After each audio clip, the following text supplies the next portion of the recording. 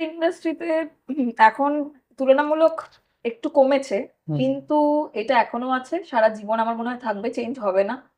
আমি যখন কেরিয়ারের স্টার্টিং এ কাজ করতে আসি, তখন যেহেতু মানে টিল ডেট আমি ট্রেনে বাসে করেই মানে পাবলিক ট্রান্সপোর্টেই যাওয়া আসা করি, খুব রেয়ার দিন শরীর টরীর ঠিক নেই, হয়তো ক্যাব করলাম হুম, করলাম। কারণ আমি শ্রীরামপুর থেকে যাই, তো যারা চেনে তারা জানে। তো কি হয় না, আমাদের ক্ষেত্রে যারা আমরা একটু মিডল ক্লাস জায়গা থেকে যাই, কষ্ট করে যাই, ঘেমে চান করে যাই, আমরা হয়তো শুরুর দিকে সেই অ্যাপ্রোচটা থাকে না, পুরো ফিটফাট হয়ে রেডি হয়ে যাব বা খুব গ্ল্যামারাস হয়ে যাব, হুম, নিজেকে খুব মেনটেন করবো, সেই জায়গাটা থাকে না আমাদের।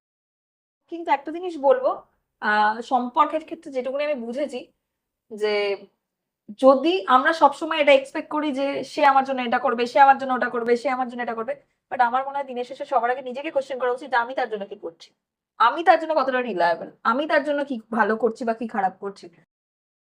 শুনেছি, তারপরে এরকমও শুনেছি, মানে কথা ঘুরে কানে চলে এসছে যে এরকম, যে হ্যাঁ আমি তো ওকে, সে হয়তো আমাকে বছরে 2টো শো দিয়ে, হুম, মানে তার হয়তো আমি 2টো বা 3টে কাজ হুম, করেছি বছরে। হ্যাঁ, দেখ, আমিও এটা ফিল করেছি রিসেন্ট টাইমে, যে মিডিয়াতে আমি প্রথমে ভাবতাম শুধু মডেলিং, অ্যাক্টিং, ডান্সের ইন্ডাস্ট্রিতে কম্পিটিশন বেশি, তো ওদের মিডিয়াতে যারা জার্নালিস্ট তাদের মধ্যে মারাত্মক কম্পিটিশন। একদম। তোকে নিয়ে এখন এই মিডিয়াতে কেন এত চর্চা হচ্ছে এটা আমি জানি না। আমি নমস্কার, আমি ইন্দ্রনীল আর আমি এখন ডানকুনি একটা ভালো একটা সুন্দর একটা ক্যাফে ফুড সুইং এ আছি। আমার পাশে গেস্ট বলবো না, বন্ধু, ভাই বলি একে। তো সুরভি, ফার্স্ট অফ অল কেমন আছে? খুব ভালো আছি। 2025 লাইফটা মানে আর কি এতটাই ডাউন, মানে ডাউনফল, অনেক কিছু প্রবলেমের মধ্যে দিয়ে গেছি যে আরো স্ট্রং হয়ে গেছি, তাই ভালো থাকতে শেখা মানে শিখেছি, আরো ভালো থাকার চেষ্টা করছি, এবং 2026 আরো ভালো থাকবো, ভালো কাজ করব, তাই সেটা ভেবে ভালো আছি। ভাবতো। আর সব থেকে বড় কথা, আজকে যে টক শোটা হচ্ছে, হুম। আজকে হচ্ছে 2nd জানুয়ারি 2026, হুম। নিউ ইয়ারের ফার্স্ট একদম স্পেশাল গেস্ট আমি বলতে পারি, তাই তো? একদম একদম একদম একদম তো একদম। ফার্স্ট অফ অল এখন কি করছিস? তো ডেফিনেটলি, নমস্কার। ও তো বলেই দিল, আমি সুরভি দাস। যারা আমাকে চেনো তারা আমার ডিটেলস জানো, যারা চেনো না তাদের জন্য আমি বাই প্রফেশন একজন মডেল এবং ডান্সার। আমি কাজ করছি, মডেলিং করছি, ফ্রিল্যান্সার মডেল, বিভিন্ন জনারের কাজ করছি, র্যাম্প করছি, শুটস করছি, কমার্শিয়াল বেশ কিছু হাত কাজ করছি, হাই ফ্যাশনের কিছু কাজ করছি। এছাড়া তো ডান্সেরও রিসেন্টলি আবার একটা ডান্সের টিম জয়েন করলাম, যেখান থেকে কর্পোরেট শো হয়, ভালো ভালো ইভেন্ট হয়, ক্লাসিক্যাল এবং ওয়েস্টার্নের প্রোগ্রাম করছি, প্রপার যেগুলো পারফরমেন্স হয়। আর নিজেকে আরো একটু বেটারমেন্ট করার জন্য, যে নাচের দিক থেকে, যে অনেকদিন মানে নাচটা করতাম কিন্তু কন্টিনিউটা ওরকম হতো না ওই জন্য। আর এছাড়া অভিনয়েরও টুকটুক করে কিছু কাজ করছি। অনেকদিনই অভিনয়ের জন্য চেষ্টা করছিলাম, সেই প্ল্যাটফর্মটা পাচ্ছিলাম না, রিসেন্টলি টুকটুক করে ছোট ছোট কিছু জায়গা পাচ্ছি, তো সেগুলোর জন্য চেষ্টা করছি, এটাই আপাতত করছি। আচ্ছা, তোর অভিনয়ের দিকে এলো তো আমি ফার্স্ট এইদিকেই একটা কোশ্চেন করে নিই। আহ, একটা সময় মডেল, হুম। মডেল থেকে অ্যাক্টিং ইন্ডাস্ট্রি, হুম। দুটো ইন্ডাস্ট্রি তো আলাদা। হুম, পুরোপুরি। তো দুটো ইন্ডাস্ট্রি কি কি কি কি দেখলে, দুটো ইন্ডাস্ট্রির মধ্যে কি কি চেঞ্জ? আচ্ছা, মানে ফার্স্টে মডেলিং আর মডেলিং হ্যাঁ, থেকে হ্যাঁ। অ্যাক্টিং, ওকে। তো প্রথমে বলবো মডেলিং এর অভিজ্ঞতাটা যেহেতু আমার বেশি, কারণ আমি হুম, 5 বছর ধরে কাজ করছি, তো সেখানে আমার মনে হয় everything has a bad and good side. তো মডেলিং এর ক্ষেত্রে বলবো সব জায়গাতেই স্ট্রাগল আছে, যাদের আমাদের ব্যাকগ্রাউন্ড নেই, ইভেন তোরও ধর যাদের ব্যাকগ্রাউন্ড নেই মিডিয়া বা এই ইন্ডাস্ট্রিতে, তাদের স্ট্রাগলটা হচ্ছে প্রথমত হচ্ছে পথটা খুঁজতে হবে, আমি কিভাবে ইন্ডাস্ট্রিতে আসবো হুম, জেনুইন ওয়েতে, বিকজ মিসগাইড করার জন্য লোক 100 জনে 90 জন বসে আছে, 10 জন আছে যারা ভালো গাইডেন্স দেবে, কিন্তু সেই 10 জনকে খুঁজে বার করতে হবে। একদম। ফার্স্ট থিং, অ্যান্ড সেকেন্ডলি হচ্ছে আমাদের ইন্ডাস্ট্রিতে আজকে মডেলিং বা অ্যাক্টিং, স্পেশালি অ্যাক্টিং এর ক্ষেত্রে 90% ফ্রড জায়গা আছে হুম, টলিউড ইন্ডাস্ট্রির আশেপাশে, যেটাকে একদম। বুঝতে হবে। হুম, ঠিক আছে, তো আমি বলবো আমার অভিজ্ঞতা অনুযায়ী মডেলিং প্রথমে আসা, এবং প্রথমে আমার ওই টাইমে মানে ওই দিকটা ক্ষমতা ছিল না যে আমি প্রচুর টাকা দিয়ে একদম পোর্টফোলিও করে ফেলবো বা সবকিছু। তা আমি প্রচুর পেজেন্টস করেছি শুরুর দিকে, হুম, এবং সেখান থেকে বিভিন্ন পেজেন্টে টপ 3-তে এসছি, টপ 5-এ এসছি, টপ 10-এ এসছি, যেখান থেকে হয়তো পোর্টফোলিও বা ওয়ার্কফোলিও করিয়ে দিয়েছি, কারণ আমি ভালো ভালো প্রপার হুম, পেজেন্ট করেছি। সেখান থেকে আস্তে আস্তে কাজ স্টার্ট, তারপর শুট, র্যাম অ্যান্ড এভরিথিং। এখন রিসেন্ট টাইমে আমি বেশ কিছু শোতে বাচ্চাদের বা যারা টিনেজ তাদের সাথে গ্রুমিংও করিয়েছি, জাজমেন্টও করেছি, নিজেকেও আরো গ্রুম করছি, র্যাম্প করছি। মডেলিংও প্রচুর নেগেটিভ দিক আছে, কিন্তু এখন যেহেতু 5টা বছর কাটিয়ে এসেছি, আমার মনে হয় পজিটিভ দিকটা বেশি চোখে পড়ে, কারণ সেই জায়গাটা কাটিয়ে এসেছি। একটা টাইম ছিল, ও যেহেতু বললো যে দুটোর মধ্যে ডিফারেন্স কি, দুটোর মধ্যে একটা জিনিস সেম, সেটা হচ্ছে দুটোই গ্ল্যামার ইন্ডাস্ট্রি। তো হুম, গ্ল্যামার ইন্ডাস্ট্রিতে প্রথম কথা নেগেটিভ অ্যাপ্রোচ, যাদের ফ্যামিলি ব্যাকগ্রাউন্ড নেই তাদেরকে নেগেটিভ সমস্ত কিছু বিষয়, নেগেটিভ জিনিস ফেস করতে হবে। এটা একদম। হচ্ছে মিল, সেটা অ্যাক্টিং হোক বা মডেলিং। মানে সব সময় তোমাকে লোকজন প্রলোভন দেখাবে, সব সময় তোমাকে লোকজন বলবে যে নয় তুমি সিপি করো, মানে কম্প্রোমাইজ করো, নয় তুমি টাকা দিয়ে কাজ করো, নয় তুমি এটা করো ওটা করো, মানে সমস্তটাই নেগেটিভ, যে নেগেটিভ অ্যাপ্রোচ করবে। সেটা অ্যাক্টিং বা মডেলিং দুটোর ক্ষেত্রে সেম। কিন্তু মডেলিং এর ক্ষেত্রে কি, কাজ করতে করতে করতে করতে মানুষ বুঝতে পেরে যায়, চেনা পরিচিতি বাড়তে থাকে, অনেক ভালো ভালো গুরু থাকে, মেন্টর থাকে, যেটা আমার ক্ষেত্রে হয়েছে। প্রচুর ভালো কিছু মানুষকে পেয়েছি, যার জন্য আজকে যেটুকুনি শিখেছি বা শিখছি সেটা হয়েছে। আর অ্যাক্টিং এর ক্ষেত্রে আমি একটা জিনিস বলতে পারি, একটা লং পিরিয়ড অফ টাইম ছিল আমার লাইফে, আমি মানে সিরিয়ালের জন্য অ্যাটলিস্ট বোধহয় 80, 90, 80, 90টা অডিশন দিয়েছি। হুম, তার মধ্যে হয়তো 40টা ঠিক অডিশন দিয়েছি, যেখানে কিছু লোকজন হয়তো আফটার অডিশন যে এগ্রিমেন্ট গুলো দিয়েছে সেগুলো সঠিক নয়, বা কারোর হয়তো আমার অ্যাক্টিং পছন্দ হয়নি, রিজেক্ট হয়েছি, সেটা আমি মেনে নিচ্ছি। হুম, আর বাকি 40টা যে অডিশন দিয়েছি, না জেনে হয়তো ভুল লাইনে, মানে ভুল লাইন, এই জন্য বললাম, আমাদের ইন্ডাস্ট্রিটাকে আমি লাইন বলিনি, এটা আমি বলে দিলাম, লাইন মানে ভুল ফ্রড জায়গায় গিয়ে অডিশন দিয়েছি, ঠিক আছে? একদম। মানে জানতামই না যেটা ফ্রড, ওটা কিছু হচ্ছেই না, অলরেডি লিড কাস্ট হয়ে আছে, সেকেন্ডে কাস্ট হয়ে আছে, থার্ড লিড কাস্ট হয়ে আছে, সবকিছু, কিন্তু আমি তাও গিয়ে ওই অডিশনটা দিয়ে এসেছি, হুম, অলরেডি হয়তো সেই সিরিয়ালটা 5 দিন পর স্টার্ট হবে। হ্যাঁ, প্রচুর ভুল প্রডিউসারের পাল্লায় পড়েছি, না বুঝে না জেনে। হয়তো 5 দিন কাজ করেছি, এরকমও হয়েছে একটা সিরিয়ালে যে 3 মাস কন্টিনিউ কাজ করার পর আমাকে কিছু অ্যাপ্রোচ করা হয়েছিল এবং কিছু এগ্রিমেন্ট দেওয়া হয়েছিল, যেটা আমি সাইন করবো না বলেছিলাম বলে। কারণ আমি ভেবেছিলাম 3 মাস কাজ হয়ে যাচ্ছে, হুম, তার মানে আর কোনো নেগেটিভিটি নেই, বাড়িতে বলে দিয়েছি, এবার আমি অ্যাক্টিংই করবো।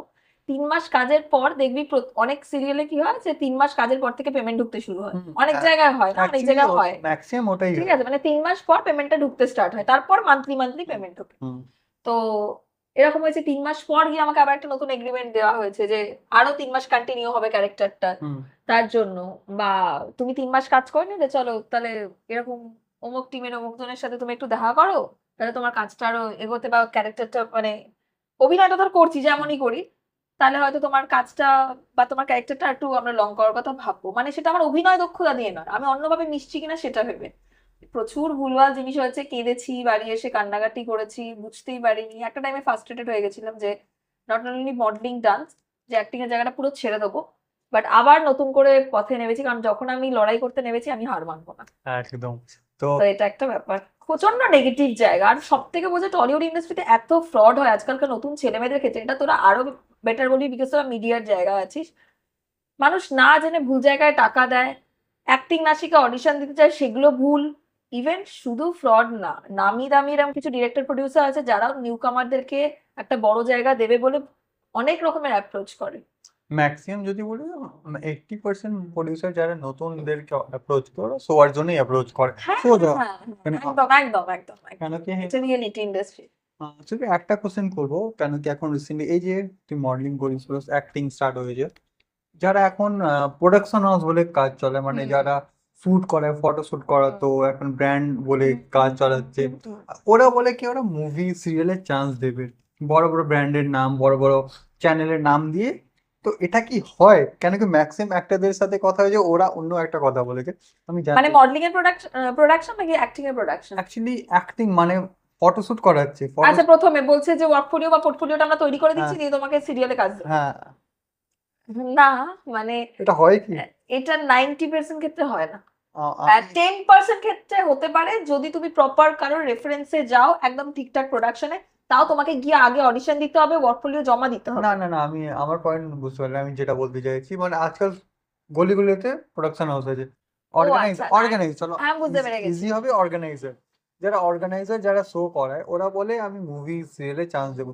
অর্গানাইজার হাতে কি রাইট অত থাকে? না, একদমই না, থাকে না চান্স, আহ দেয়ও না। 95% ক্ষেত্রে, 5% সবকিছু ব্যতিক্রম হয়, বলবো না হুম, সেটা। হুম, আর আহ, একদমই মানে কেউ যদি কারোর কাছ থেকে একটা, আমি টাকা নিচ্ছি, নিয়ে বলছি আউট অফ নোওয়্যার একটা ওয়ার্কফোলিও তৈরি করে দেবো, তৈরি করিয়ে ও কোন বেসিসে কাজটা দেবে? এটা তো হয় না, এটা ভুল, মানে এটা একদমই আর কি নতুন ছেলেমেয়েদেরকে প্রলোভন দেখানো, একদম। এটা একদম হয় না। আমি বলতে আমরা পারি তো মানে আড্ডা দিচ্ছি, আড্ডা খেতে ওর কফিটা ঠান্ডা হয়ে যাচ্ছে, তাই আমি মনে করি দেওয়া দরকার আমার। না, অ্যাকচুয়ালি আমি রিসেন্টলি যত অ্যাক্টরদের সাথে বা যে আর্টিস্টের সাথে কথা বলি, ওদের সাথে একটাই কথা বলেছে কি কোনো অর্গানাইজার মুভি সিরিয়ালে চান্স দিতে পারে না, কেন কি ওদের রাইটস থাকে না। আমি একটা কোশ্চেন করবো, মানে তোকে তো পার্সোনালি করছি, বাট পাবলিককেও জিজ্ঞাসা করবো যে অর্গানাইজাররা বলে আমি সিরিয়ালে মুভিতে চান্স দিচ্ছি, ওরা কি নিজে করছে, নিজে চান্স পেয়েছে? এটা কোশ্চেন কখনো করেছো? না। এবার আমি একটা কথা বলছি, হুম, এটা রিলেটেড। আমাদের এখানে কি হয়, অ্যাক্টিং এর ক্ষেত্রে প্রপারলি প্রোডাকশন হাউসে গেলে, আমি যেটুকুনি অভিজ্ঞতা করেছি, আমি এখনো অ্যাক্টিং এ বিরাট কোনো বড় কাজ করিনি, এটা আমি বলছি না, আমি অভিজ্ঞতা থেকে বলছি। প্রপারলি প্রোডাকশন হাউসে গেলে অডিশন হয়, স্ক্রিপ্ট দেয়, তারপর প্রপার প্রসেসে তার এগ্রিমেন্ট হয়, অ্যান্ড তারপর কি, যারা টিম মেম্বার থাকে, অনেক সময় হয় সিরিয়ালের অনেক টিম মেম্বাররা রেফারেন্স দিয়ে দেয়, হুম, তাই জন্য হচ্ছে প্রডিউসার বা এক্সিকিউটিভ প্রডিউসার বা ঠিক আছে কাস্টিং ডিরেক্টর তারা কাস্ট করে, হুম, মানে এরকম একটা চরিত্র কাস্ট করে। এছাড়া আমাদের এখানে না কি হয়েছে, একটা কাজের জায়গায় প্রচুর মিডলম্যান, মানে হুম, একটা ছোট্ট 15 দিনের ক্যারেক্টার, লাইক আমি বলছি এটা একদম মানে জানি না কে কিভাবে নেবে, এটা হয় যে একটা ছোট্ট 15 দিনের ক্যারেক্টার পার ডে হয়তো সেই মেয়েটা 2000 বা 2500 টাকা করে পেমেন্ট, হুম, মাঝখানে 10টা হচ্ছে মিডলম্যান। মানে আমি একজন প্রডিউসার না, আমি প্রডিউসারের আন্ডারে একজন, যে আমি কাজটা একটা কোনো গ্রুপকে।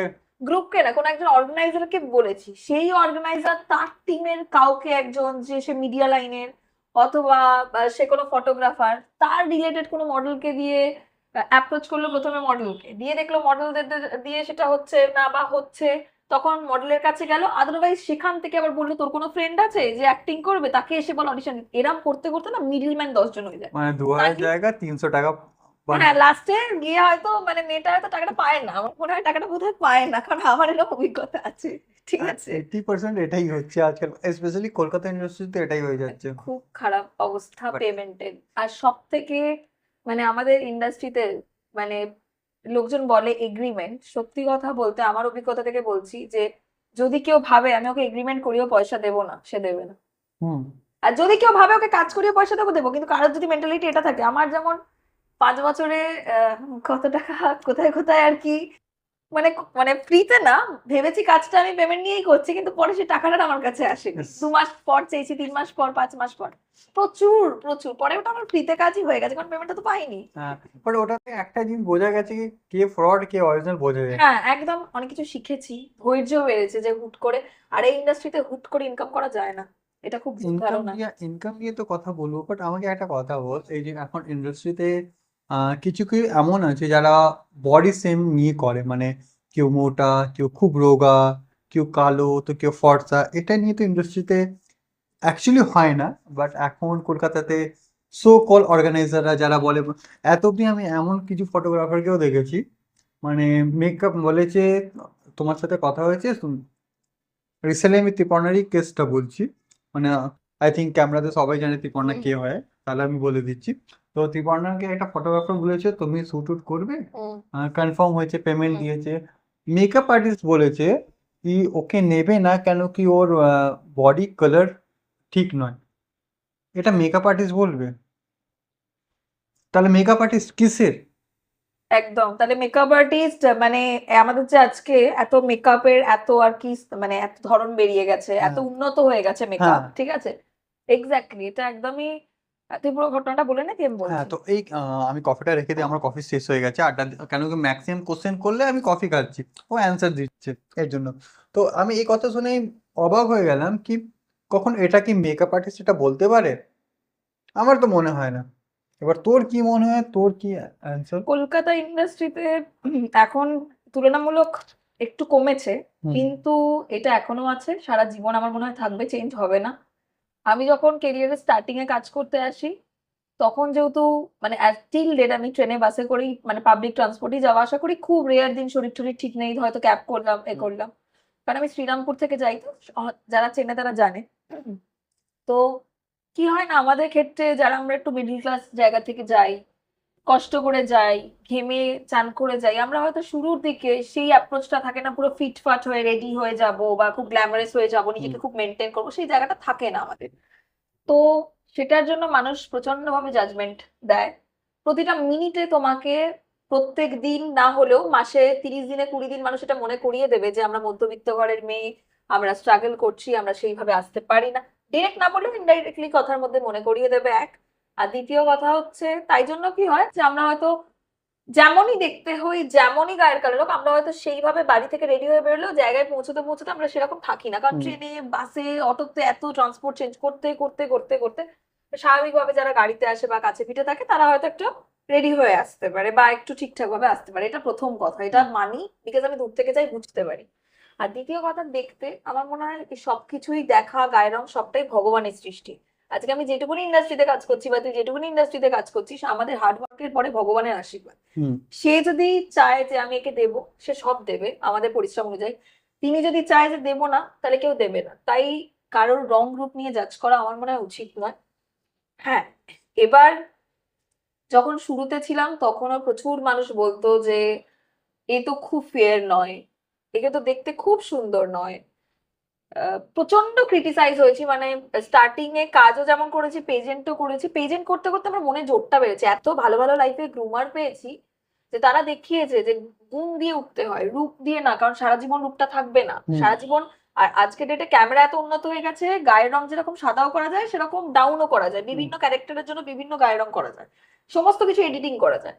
তো প্রচন্ড ক্রিটিসাইজ হয়েছি রং আর রূপ নিয়ে, মানে যে যেহেতু সো কল্ড প্রচন্ড সুন্দরী আমি নই এবং সো কল্ড প্রচন্ড ফেয়ারও আমি নই। হুম এবং টিল ডেট এরকম হয়েছে, হয়তো একটা টাইমে প্রচুর কাজ করছি, কোথাও নেগেটিভ অ্যাপ্রোচ পাইনি, হুট করে গিয়ে আবার কিছু অর্গানাইজার, কিছু ডিজাইনার বা কিছু সাব অর্গানাইজার, কিছু কোঅর্ডিনেটর বা যারা কাজ দিচ্ছে কোনো, কেউ দেখে হয়তো বলেছে যে আমি টিল ডেট এখনো এরকম অনেক জায়গায় হয় যেখানে গেলে আমি আমার স্কিন টোন অথবা রূপের জন্য প্রচন্ড আমাকে ইনডাইরেক্টলি অনেক কিছু বলা হয়। এবং যেটা হয় না, মানে দিনের শেষে নেগেটিভ জিনিস কে ইগনোর করেছি বলেই 5 বছর কাজ করছি, কিন্তু মানুষ তো কোথাও গিয়ে রাত্রিবেলা যখন বাড়িতে এসে 12টায় বাড়িতে ঢুকি, এই কথাগুলো মনে হয় তো খারাপ লাগে। মনে হয় যে প্রত্যেকেই মানুষ, প্রত্যেকেই আমরা রক্তে মাংসে গড়া জিনিস, কেউ ফর্সা কেউ কালো, সবটাই উনি দিয়েছেন। তাই এটা যারা বলছে তাদের একবার নিজের দিকে আঙুল দিয়ে ভাবা উচিত যে তাদেরকে যদি এভাবে কেউ বলে কেমন লাগবে। এক বেসিক্যালি ডাউন করে দেওয়া মেন্টালি, যাতে আমরা পরের দিন মানে সেই কনফিডেন্সটা নিয়ে কাজ না করতে পারি। আমি প্রচন্ড ডাউন হয়েছি টিল ডেট, এখনো সব জায়গায় হই না, অনেক মানুষ প্রচুর ভালোবাসা দেয়, বাট হ্যাঁ অনেক জায়গায় হই যে আমাকে, প্রথম কথা আগে একটু হেলদি ছিলাম, মানে 2020-21 কেরিয়ারে স্টার্টিং 1.5 বছর একটু হেলদি ছিলাম, তখন ওই 4-5 কেজি বেশির জন্য প্রচন্ড আমাকে বলতো মেনটেন করো, রোগা হও। তারপর আমি 2025-এ প্রচন্ড আমি আর কি শারীরিক ভাবে ভুগেছি, মেন্টালি ভুগেছি, পার্সোনাল লাইফ, প্রফেশনাল লাইফ সবকিছু নিয়ে অনেক প্রবলেম নিয়ে ঘেটেছিলাম, অনেক কিছু গেছে এসছে। তো আমি যতটা মেনটেন করে রোগা হয়েছিলাম তার থেকেও একটু রোগা হয়ে গেছি। বাট অনেস্টলি সেটা কমার্শিয়াল কাজ বা আমাদের মডেলিং প্রফেশনে র্যাম্পের ক্ষেত্রে বা যে কোনো শুটের ক্ষেত্রে খুব একটা এফেক্ট পড়ে না, উল্টে লোকজন একদম জ লাইন এরকম মানে ফিগার চায়। একদম তাতেও কিন্তু আমি যেহেতু এখন খুব রোগা হয়ে গেছি, এটা মানে আমি জানি আমি খুব রোগা হয়েছি, মোটা হয়েছে, আমার কাছে কোনো ম্যাটার করছে না। বাট লোকের আবার মনে হচ্ছে, ও তুই তো আগে একটু হেলদি ছিলি, এখন আবার এত রোগা হয়ে গেলি, মানে হুম যাই করবো তুই জীবনে কেন 1,000 টাকা ইনকাম কর বা 1 কোটি টাকা ইনকাম কর, মানুষের সবকিছুতেই প্রবলেম। তাই এক- নিজেকে খুশি রাখাটা ইম্পর্টেন্ট, বাকি কাউকে খুশি রাখাটা আমাদের দায়িত্ব না। এই এটা যে আমি 5 বছরে বুঝে গেছি। আচ্ছা এই যে পার্সোনাল লাইফ নিয়ে ঘাটাঘাটির কোশ্চেন, তো আমার একটু পার্সোনাল লাইফের দিকে একটু যাই তাহলে। হুম তো একটু আমি শুনলাম শুনছিলাম রিসেন্টলি হুম কিছুদিন হুম। ব্রেকআপ অ্যান্ড অল, তো এটা কি সত্যি? কি কি শুনেছিস? শুনছিলাম তোর ব্রেকআপ হয়েছে বা তোর সাথে চিট বা এমনি কিছু হয়েছে। না, আমি দেখ, আমি পার্সোনাল লাইফে খুব একটা মিডিয়ার সামনে কথা বলে পছন্দ করি না, হুম, কারণ হচ্ছে বিষয়টা হচ্ছে আমি পার্সোনাল লাইফটা পার্সোনাল রাখাই পছন্দ করি এক। আর দ্বিতীয়ত যারা হয়তো আমাকে চেনে বা জানে, আমি এগুলো থেকে একটু দূরে থাকতে রিসেন্ট টাইমে পছন্দ করি।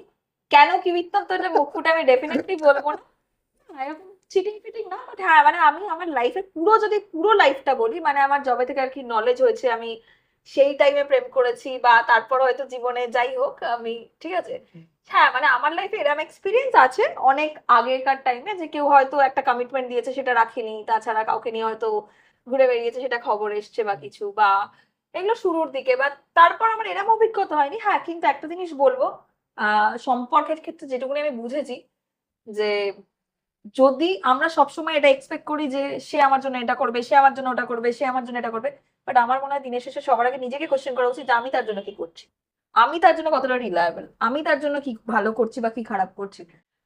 আমার মনে হয় দুটো মানুষ একসাথে থাকলো না, মেন্টালিটি ম্যাচ করলো না বা কোনো প্রবলেম হলো, মিউচুয়ালি আলাদা হয়ে গেল, সবাই বড়, আমরা অ্যাডাল্ট না, হুম ঠিক আছে? এখন ওই কাদা ছোড়াছুড়ি কারোর নামে দুটো কথা বললাম বা সে আমার নামে দুটো কথা বললাম, আমার মনে হয় এই জিনিসগুলো খুব হুম বোকা বোকা। আর হ্যাঁ, আমি এখন ডেফিনেটলি একা আছি, খুব ভালো আছি। আর হ্যাঁ, আমার অনেক রকম অভিজ্ঞতা আছে বলেই মানে লাইফে অনেক কিছু নিয়ে খুব ভেঙে পড়েছিলাম, বাট স্টিল আমি এখন খুব ভালো আছি। আর জীবনে যার সাথে যেখানেই ছিলাম, যখনই ছিলাম না কেন, তারা ভালো থাকুক এইটুকুই চাই, এছাড়া আমি কিছু করতে চাই না। আচ্ছা আসলে একটা কোশ্চেন করবো। ইন্ডাস্ট্রিতে 5 বছর অনেক লম্বা, 1-2 বছরের কথা না। এখন রিসেন্টলি কিছু কিছু অর্গানাইজার আছে যারা তোকে নিয়েই কথা বলে কি এই আমার জন্যই তো নাম করলো বা এমনি কিছু। এটা কি এটা এটা কি একটু আমি জানতে চাইবো, কেন কি এটা নিয়ে না একটু মশলা এটা, কেন বলে কি? না প্রচুর লোক। হ্যাঁ, তো একটু একটু বলতো কি হয়েছে অ্যাকচুয়ালি। আচ্ছা, আচ্ছা, আমি একটা কথা বলছি। আমি রিসেন্টলি আমিও শুনলাম, আমিও জানি না যে আমি নাকি আহ, মানে হ্যাঁ, ডেফিনেটলি যারা আমাকে জীবনে একদিনের জন্য হেল্প করেছে বা দুটো কাজ দিয়েছে, আমি তাদেরকে সম্মান দিয়ে কথাটা বলছি। তারা আমাকে হেল্প করেছে, কাজ দিয়েছে, নিশ্চয়ই আমার সেই যোগ্যতাটা ছিল বলে তো দিয়েছে। একদম। আমার যোগ্যতাটা না থাকলে তো দিত না। হ্যাঁ, বাট এটা হয়েছে প্রচুর মানুষের জন্য নিঃস্বার্থভাবে, মানে যেটা আমার প্রাপ্য জায়গা বা প্রাপ্য ইকোনমিক্যাল দিক, সেই জায়গাটাকে আমি ছেড়ে প্রচুর ভাবে করেছি বা কাজ করার চেষ্টা করেছি বা তার বিভিন্ন টিমে হেল্প করার চেষ্টা করেছি, যেটা আমার কাছে প্রচন্ড ভাবে নেগেটিভ ওয়েতে ফিরে এসেছি। মানে তারা হয়তো পরে এটা বলেছে যে আমরাই তোকে এই জায়গাটা দিলাম বা আমরাই তোকে এই টিমে রাখলাম বা আমরাই তোকে এই কাজটা দিলাম। আমি তো রিসেন্টলি এরকমও শুনেছি যে যে অনেকে নাকি আমাকে ভালোবেসে মানে আরকি কাজে নেয় বলে আমি কাজ করি। নয়তো আমি কাজটা ততটা আরকি করি না। ঠিক মানে আছে? ট্যালেন্ট ট্যালেন্ট নেই। মানে ভালোবেসে এই যে মানে ডাকলো, মানে চলে এলাম। ভালোবেসেই ৫ বছর কাটিয়ে দিলাম তো। ইস, এরকম শুনেছি। তারপরে এরকমও শুনেছি মানে কথা ঘুরে কানে চলে এসছে যে এরকম যে হ্যাঁ, আমি তো ওকে ব্যা সে হয়তো আমাকে বছরে ২ টো শো দিয়ে হুম, মানে তার হয়তো আমি ২ টো বা ৩ টে কাজ হুম, করেছি বছরে, হ্যাঁ মাসে না বছর। বছরে। আচ্ছা। যে আমার জন্যই তো সে কাজ করছে, সুরভি কাজ করছে। ঠিক আছে? মানে আমি যে মাসে ৩০ দিনে ২০ দিন কাজ করি ওটা সেটা না, কোনো ওটা কোনো ভ্যালু ম্যাটার নেই, না। ভ্যালু আমি নেই। বছরে ২ টো বা ৩ টে কাজ করেছি সেটা খুব ম্যাটার। প্রচুর কিছু শুনেছি। এটা মানে আমি নিজেও জানি না যে এটা কি ব্যাপার। বাট আমি শুনেছি, তারপরে এটাও শুনেছি যে তারা আমাকে মানে আতুপুতু আহারে করে যে ও ঠিক আছে, ওকে তো অত দেখতেও সুন্দর নয়, ও তো অতটা ফর্সাও নয়, চলো দুটো কাজ দিই যদি করে আর কি। মানে সে বেচারা বলে কাজ দিয়েছে বলে আমি আর কি সারা বছর ৩৬৫ দিনে ভগবানের আশীর্বাদে মোটামুটি ৩০ দিনে ১৫ থেকে ১৮ দিন বা ২০ দিন কাজ করি। খুব ওদেরকে আরো নেগেটিভ কথা বলেছে, সেটা আর আমি বলছি না। এটা এটা বলতে গেলে আমি কন্ট্রোভার্সি। একটা কোয়েশ্চেন করতে চাই, ও যদিও এখানে আমাকে কোয়েশ্চেন করছে।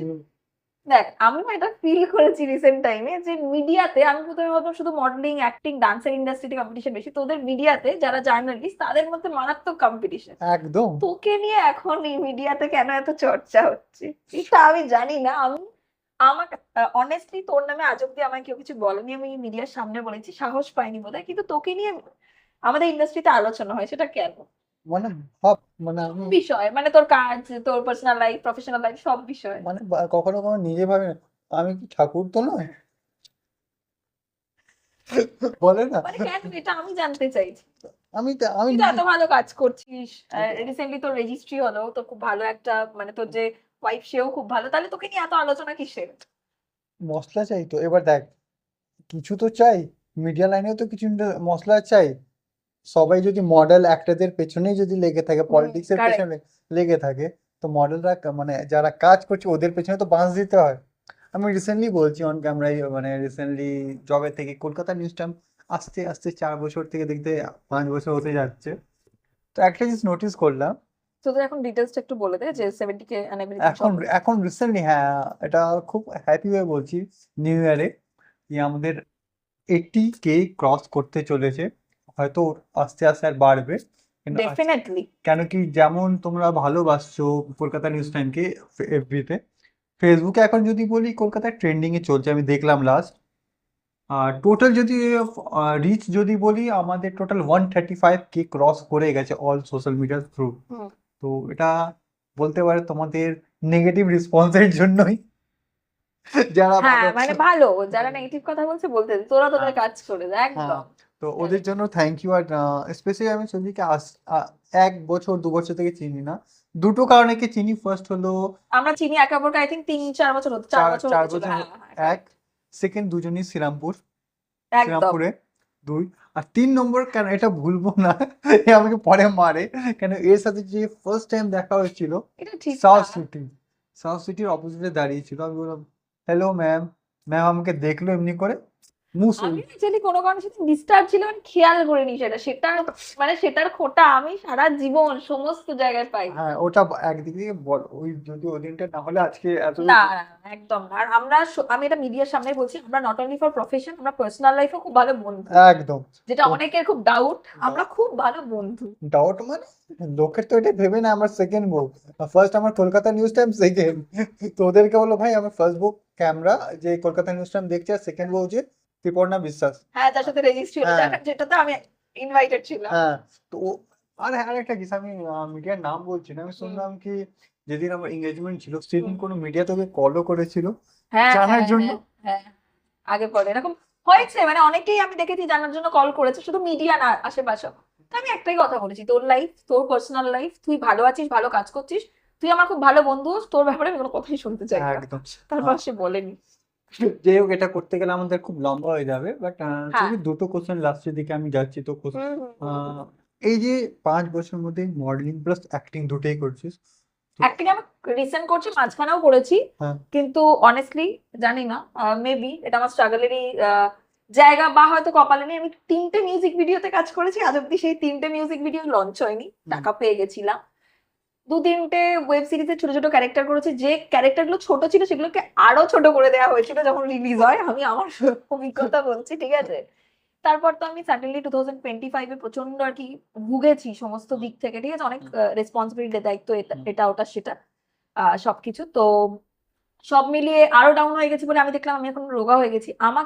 আমি এখন যেটাতে মানাচ্ছি আমাকে সেটা নিয়ে করতে হবে। হুম, তাই এখন আমি মডেলিংটা বেশি মন দিয়ে করছি, বিকজ আমার ফিগার ওটা যাচ্ছে, আমার হুম, সবকিছুতে ওটা যাচ্ছে। হুম, তার সাথে আমি নিজেকে আরো ইমপ্রুভ করার চেষ্টা করছি, গ্রুম করার চেষ্টা করছি, আমার অনেক ঘাটতি এখন আছে, অনেক শেখা বাকি আছে, যাতে আমি ফিউচারে ভালো ভালো অ্যাক্টিং এবং ডান্স এবং মডেলিং এর 3টেরই ভালো কাজ করতে ম্যানেজ। পারি। আচ্ছা তো কোনো আপকামিং টার্গেট কি আছে, মানে আপকামিং ফোকাস? টার্গেট, আচ্ছা হ্যাঁ, একটা কথা তো বলাই হয়নি, তুই তখন আমাকে আগের দিন জিজ্ঞেস করছিলি হুম, ফোনে, আমি আজকে এখানেই বলে দিচ্ছি, হুম, যে ওই ন্যাশনাল যে পেজেন্টটায় গেছিলাম আর কি, একদম। কাঠমান্ডুতে ফাইনাল হয়েছিল। হ্যাঁ আহ যখন এখানে অডিশন হয়, এখানকার যারা গ্রুমার ছিলেন তারা, আমার অনেকেই আর কি ক্যারিয়ারের শুরু থেকে আর কি আমি তাদেরকে চিনি, তারা আমাদের ইন্ডাস্ট্রির খুব বড় বড় মডেল, খুব ভালো ভালো মানুষ, খুব ভালো ভালো মেন্টার। তো এখানকার অভিজ্ঞতা ভালো, ওখানে যাওয়ার পরও হ্যাঁ একটা লং টার্মে 8-9 দিন একসাথে অত মেয়ে, বাংলাদেশের এবং ইন্ডিয়ার যারা টপ 10 ফাইনালিস্ট ছিল, টপ 20 একসাথে থাকা, একটা ডিসিপ্লিনে থাকা, অত সকালে ওঠা, সারাদিন গ্রুমিং সেশন পাওয়া, প্রচুর কিছু শিখেছি। বাট নাম নেবার ব্যাপার না, বাট পলিটিক্স সব জায়গায় হয়, ন্যাশনাল লেভেল পেজেন্টেও হয়, এটুকুনি বলতে পারি যে সব জায়গায়, সমস্ত জায়গায় পলিটিক্স আছে। এটা নয় যে আমি স্টেট লেভেল থেকে যেই একটা ন্যাশনাল লেভেলে যাচ্ছি বা আরো বড় জায়গায় যাচ্ছি, পলিটিক্স সব জায়গায় হয়, কম বেশি হয় আর কিন্তু হয়। স্পেশালি সত্যি কথা বলতে গেলে কলকাতায় জিনিসটা এক্সট্রিম হয়ে যাচ্ছে আজকাল। হ্যাঁ, আর একটা জিনিস আমার খুব অদ্ভুত লাগে, আমরা যখন এটা আমি কাউকে বলছি না, এটা আমার অদ্ভুত লাগে, আমরা যখন স্টার্ট করেছিলাম প্রপারলি পেজেন্ট হতো, মানে 1 মাস গ্রুমিং, 10 দিন গ্রুমিং, 2 মাস, 3 মাস, 4 মাস, লং টার্মে সানন্দা, তিলোত্তমা, মিস কলকাতা, তারপর মিস বেঙ্গল, বেঙ্গল কুইন, মানে প্রপার যেগুলো বহু বছর হ্যাঁ ধরে চলে হুম, আসছে, ঠিক আছে, পিসি চান্দ্রা, আহ এরকম। রিসেন্ট টাইমে দেখি প্রত্যেক দিনই পেজেন্ট হয়, একদম। এবং তার মধ্যে মানে কি বলবো, মানে 70 থেকে 80% জায়গায় লোকজন এই লোকাল পেজেন্টেও ক্রাউন কেনে। ওটা আমার বক্তব্য হচ্ছে, সত্যি কথা বলছি, যারা প্রচুর জেনুইন ভাবে কাজ করে, ক্রাউনটা হচ্ছে একটা নিজের অ্যাচিভমেন্ট, যেটা হুম, আলমারিতেই সারা জীবন থাকে। হুম, সেটার জন্য তোমার পরিচিতি বাড়তে পারে, কন্ট্যাক্টস বাড়তে পারে। আমি যখন পেজেন্ট থেকে হারি বা জিতি বা ফার্স্ট হই, সেকেন্ড হই, তার থেকেও বেশি আমার কন্ট্যাক্টটা কাজে এসছে, একদম। আমি যে শিখেছি সেটা আমার ভবিষ্যতে কাজে এসছে, যে গ্রুমিং গুলো পেয়েছি সেটা কাজে এসছে। হুম, কিন্তু যারা আর কি মানে ক্রাউন নেয় বা কিনে নেয়, দেখেছি অনেকে, শুনেছি দেখেছি, সেটা কিন্তু সত্যি কথা বলছি আমার অভিজ্ঞতা থেকে মনে হয় কেরিয়ারে কোনো কাজে আসে না। লোকজন দেখলো যে ক্রাউন পেয়েছে, অনেক লোকজন অনেস্টলি পায়, আমি এটাও বলছি, কিন্তু যারা কেনে তাদের কথা ওই যে বলছি, বললাম এটা কিন্তু 20%। হ্যাঁ, কিন্তু কোনো লাভ হয় না। আর রোজ পেজেন্ট হয়, পেজেন্ট হোক কোনো প্রবলেম নেই, কিন্তু মানে পেজেন্ট গুলো পেজেন্টের মতন হয় না, আমার অভিজ্ঞতা এটা বলে। অনেক ভালো ভালো পেজেন্ট এখনো হয়, মানে আমি যখন থেকে কেরিয়ার স্টার্ট করেছি ওই টাইমের যারা আর কি মাধবীলতা ম্যাম, টিল ডেট ম্যামের সাথে আর কি মানে কাজের সূত্রে দেখা হয়, ম্যাম ভীষণ গাইড করেন, সপ্তমী ব্যানার্জি ম্যাম, মৈনাক স্যার, এরকম বারবি সিং, যারা আমার টাইমে মেন্টর ছিল, প্রচুর, রীতা ম্যাম, প্রচুর কিছু শিখেছি। মানে শুরুর দিক থেকে এরকম প্রচুর মানুষ আছে, সবার নাম বললে শেষ হবে না, সেটা অ্যাক্টিং হোক একদম। মডেলিং হোক, হুম। বাট এরকম প্রচুর লোককে বেঁচে যারা নেগেটিভ মানে জিনিসে আর কি গাইড করেছে, ভুল জিনিসে যেটাই চলে যাও, পরে বুঝেছি যা বাবা এটা তো এটা নয়। এটা একটা ব্যাপার, মানে পেজেন্ট গুলো জানি না, বাট তুইও তো দেখছিস, তুইও তো যাস হচ্ছে লোকে ইন্টারভিউ নিতে, কি মনে হয় যে পেজেন্ট গুলোর মতো হয়? এটা নিয়ে তো, এর জন্য তো আমি আর্ধেক কাজ বন্ধ করে দিয়েছি, আমি সরে গেছি। ম্যাক্সিমাম কিছু জায়গায় এমন অর্গানাইজার আছে হ্যাঁ। যাদের সাথে আমার খুব ভালো রিলেশন ছিল, আজকে আমার আমাকে পেছনে লাথ মারে কেন? কেন কি যে ওরা যে মুভি সিরিয়ালে কাজ দেয় বলে মডেল থেকে 5,000 6,000 10,000 টাকা নেয়, আর যখন আমি, কেন কি সবাই আমি জানে, এখনো বলছি হয়তো হতে পারে 10% লোকজন দেয়, কিন্তু 90% এটা হয় না।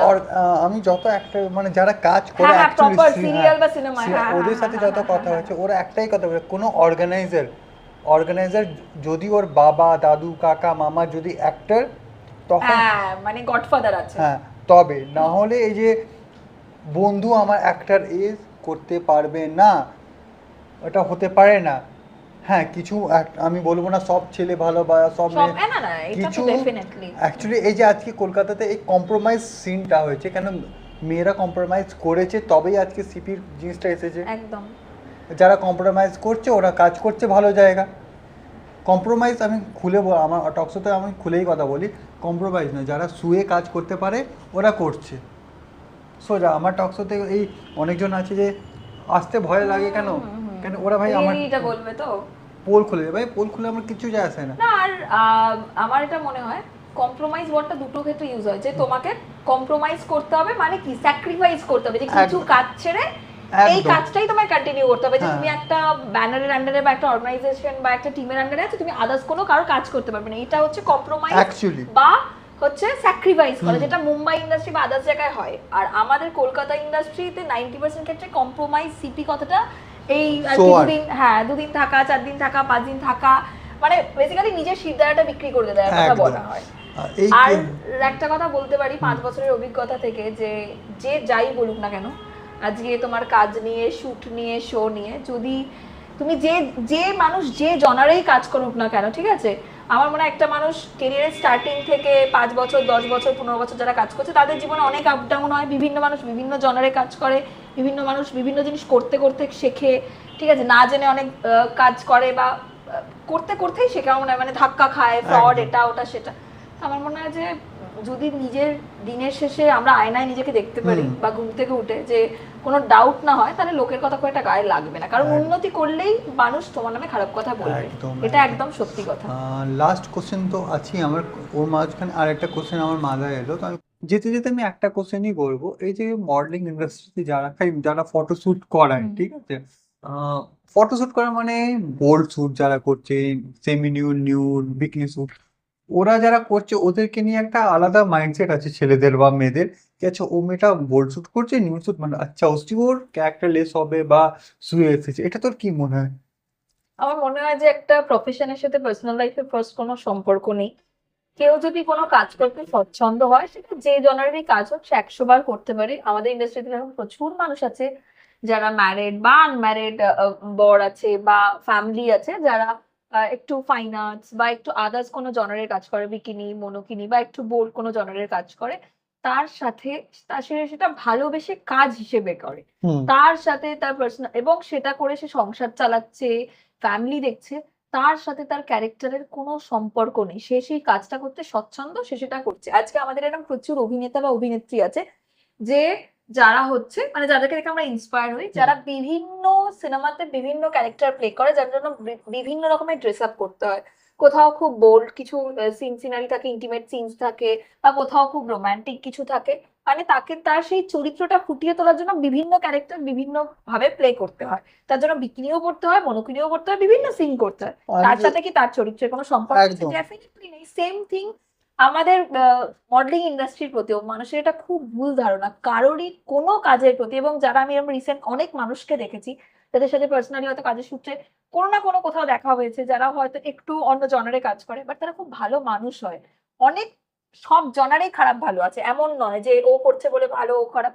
কারোর যদি নেগেটিভ কিছু করার হয় সে কমার্শিয়াল কাজ করুক, বোল্ড কন্টেন্টে কাজ করুক, বা কোনো অভিনয় করুক, সে নেগেটিভ ওয়েতেই কাজ করবে, কম্প্রোমাইজ করে উঠবে। আর যদি কারোর না করার হয় সে যে জনারই কাজ করুক সে কোনোদিনও করবে না। কিন্তু এটার সাথে ক্যারেক্টারের কোনো সম্পর্ক নেই, এটা আমি ক্লিয়ার করে দিলাম। আচ্ছা আচ্ছা। তো সবই কেমন লাগছে আর খুব ভালো লাগছে, আজকে অনেকদিন পর ওর সাথে দেখা হলো। আমি ওর লাস্ট এসেছিলাম ওর রেজিস্ট্রির দিন। তো সব মিলিয়ে খুব ভালো লাগছে, ও খুব ভালো কাজ করছে। কলকাতা নিউজ টাইম আরো বড় হোক, সবার ঘরে ঘরে পৌঁছে যাক। অলরেডি পৌঁছতে শুরু করেছে, তাদের পেপার হয়ে গেছে, digital paper, YouTube, Facebook, TV channel, সব জায়গায় পডকাস্ট চলছে। তো সব মিলিয়ে আমি চাই এই চ্যানেলটা, আমি স্টার্টিং থেকে দেখছি আর আমি ওকে চিনিও 4 বছর ধরে। খুব ভালো কাজও করছে। তো এই সমস্ত ওকে নিয়ে যে আলোচনাগুলো হচ্ছে আরো বাড়তে থাকুক, কোনো ব্যাপার না। ও আরো ভালো কাজ করতে থাকুক আর চ্যানেলটা আরো উন্নতি হোক। সব মিলিয়ে 2026 সবার খুব ভালো কাটুক, সবাইকে হ্যাপি নিউ ইয়ার। সবাই খুব ভালো করে বছরটা কাটান, ভালো ভালো কাজ করুন, ভালো থাকুন, সুস্থ থাকুন। Thank you. কি